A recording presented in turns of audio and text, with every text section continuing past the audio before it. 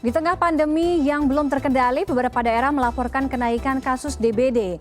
Ancaman DBD pun harus diperhatikan. Lalu bagaimana mewaspadai DBD di tengah wabah? Dan untuk membahasnya sudah terhubung melalui sambungan Zoom Direktur Pencegahan dan Pengendalian Penyakit Tular Vektor dan Zoonosis Kemenkes, Didi Budianto. Selamat malam, Pak Didi.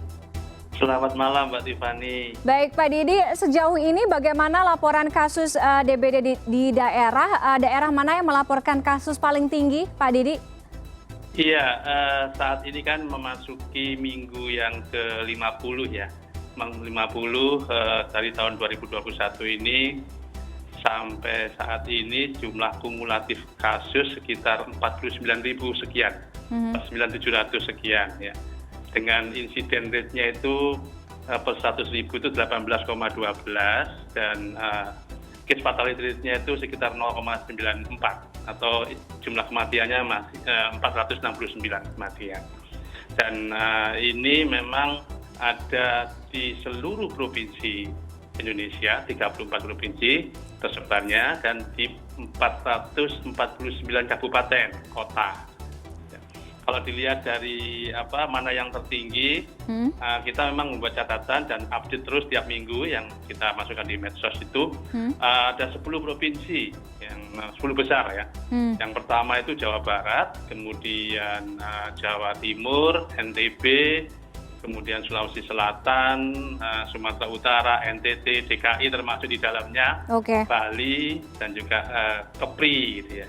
Oke, ada 10 provinsi ya yang yang paling tinggi ya, yang tertinggi ya. Besar, ya. Oke, Pak Didi, pengendalian DBD di tengah masa pandemi COVID ini kan menjadi tantangan ya, tantangan yang sangat sulit. Bagaimana antisipasi peningkatan atau jumlah kenaikan kasus baik sarana kemudian prasarana?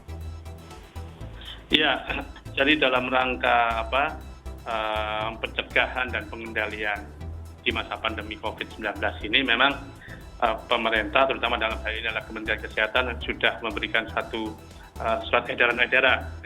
Yang pertama surat edaran dari Sekjen Kementerian Kesehatan kepada Sekjen di Kemendikbud, kemudian Kementerian Agama ya. Dan ini untuk apa? Untuk bisa melakukan PSN 3M+ di lokasi-lokasi seperti kalau Kementerian Agama ya di pesantren atau pendidikan agama ya. Kemudian di tempat-tempat ibadah. Demikian juga dengan kalau di Kemendikbud ya di sekolah-sekolah gitu ya. Di samping itu juga terakhir surat edaran dari Menteri Kesehatan yang terkait dengan bagaimana pengendalian DBD ini, demam tinggi ini pada masa pandemi COVID di seluruh provinsi Indonesia. Demikian juga dengan surat edaran dari Dirjen ya kepada seluruh Dinas Kesehatan Kabupaten Kota sampai dengan di provinsi seluruh Indonesia. Nah, memang inti protokolnya adalah bagaimana pengendalian dengan tatanan baru ini, ya, di mana ketika kita akan turun lapangan, tentu saja protokol kesehatan harus ketat. Ini yang harus kita lakukan, ya. Dan di samping itu juga pemerintah mengalokasikan anggaran-anggaran pusat, dana pusat yang untuk pengendalian demam tinggi ini. Untuk deteksi ini di Fasdiankes melalui dana alokasi khusus ya untuk pencegahan dan pengendalian yang di daerah, khususnya di daerah yang terjadi mengalami peningkatan kasus. Oke, Pak Didi, kasus COVID dengan gejala ini kan di permukaannya bisa menjadi dibedakan tipis ya dengan gejala DBD ya. Nah, bagaimana pemeriksaan atau diagnosisnya sehingga nantinya tidak ada false result, Pak Didi? Ya, jadi memang beti-beti ya, betul. Di awal gitu ya, sama-sama mempunyai demam yang tinggi 39 sampai 40 derajat Celcius misalnya, sama-sama. Tetapi tentu saja ada hal-hal yang sangat spesifik. Kalau di demam di DBD ini atau di demam tinggi ini biasanya ada tingkat pusingnya itu lebih tinggi ya dibanding dengan yang ada di COVID-19. Ada nyeri, ya, terus kemudian ada juga pada binti-binti pada kulit misalnya merah gitu ya. Itu kalau sudah BTG sudah cukup lama. Tetapi yang pasti adalah tidak ada sesak nafas gitu. Nah, bedanya dengan COVID-19 ada dyspnea-nya, ada sesak nafasnya ini. Itu yang Hanya saja memang ketika suhu badan tinggi begitu, tentu saja sesegera mungkin dilakukan pemeriksaan yang lebih lanjut ya. Kalau misalnya COVID, untuk menentukan COVID kan pakai PCR gitu kan. Iya. Akan pakai yang demam berdarah pakai RDT. Ini yang harus kita lakukan ya. Oke, karena juga pernah ada temuan beberapa itu tadi, makanya saya tanyakan ada false result itu ya. Oke, Pak Didi, tahun kemarin 2020 sempat ada KLB di SIKA, KLB DBD, bahkan di sana mungkin ya ditetapkan yang terparah selama ini. Tentunya kita tidak mau hal itu terulang. Bagaimana kemudian instruksi penanganan kepada daerah melalui Dinas Kesehatan? Kemudian kita tahu bahwa di akhir tahun ya kan curah hujan di beberapa daerah berbeda-beda ya kan, dan ini bisa berpotensi dengan adanya DBD itu. Ya, jadi dalam rangka kesiapsiagaan untuk peningkatan kasus tinggi ini, tentu saja segenap pemerintah daerah, provinsi, kabupaten, kota di seluruh Indonesia dan bersama masyarakat tentunya ini harus melakukan suatu upaya-upaya yang bersama gitu ya. Yang pertama adalah mungkin melanjutkan pelaksanaan bagaimana sistem kewaspadaan dini itu sesuai dengan pedoman yang sudah ada ya. Termasuk misalnya surveillance pada kasusnya, jika ada kasus maka kita lakukan penyelidikan epidemiologik secara cepat begitu. Kemudian surveillance vektornya, yaitu bagaimana nyamuknya ini ya, sampai dengan pada level jentik gitu. Di mana di sini melalui kegiatan pemantauan jentik yang secara berkala gitu ya. Kemudian yang kedua adalah meningkatkan kelompok kerja operasional yang di RT RW itu ini sudah mati suri, tetapi kita gerakkan ya, kita dorong supaya betul-betul dia bekerja baik di RT RW sampai kelurahan sampai dengan provinsi ini.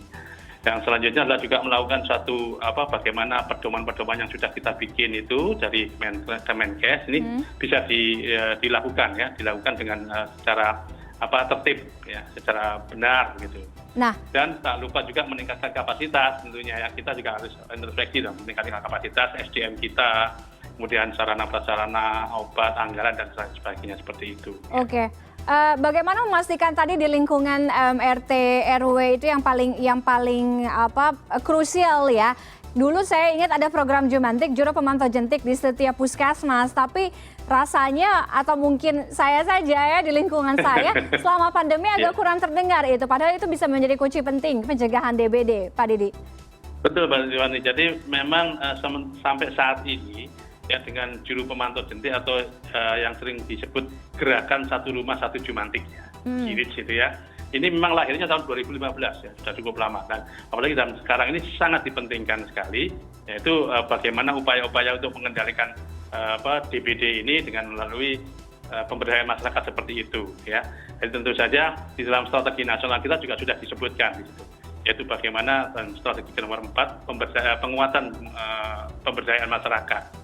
Oleh karena itu salah satunya upaya tadi PSN 3M+. Yang 3M-nya itu ya, M-nya ini adalah mengubur ya, bukan memakai masker gitu. Iya. Mengubur, merecycle ya, menguras. Plusnya inilah yang mungkin perlu juga digerakkan, Mbak. Jadi misalnya gerakan untuk menanam daun sirih untuk pengusir nyamuk ya. Kemudian untuk membuka kelambu ya, kalau misalnya mau tidur ya di daerah-daerah pedesaan misalnya seperti itu. Ya. Mudah-mudahan masyarakat lebih aware, lebih waspada, khususnya kesehatan di lingkungan sekitar tempat tinggal ya, sehingga untuk mewaspadai peningkatan kasus DBD khususnya di tengah pandemi ini. Terima kasih Pak Didi Budianto sudah bergabung dengan kami malam hari ini. Selamat malam Pak Didi, sehat selalu. Malam, iya sama.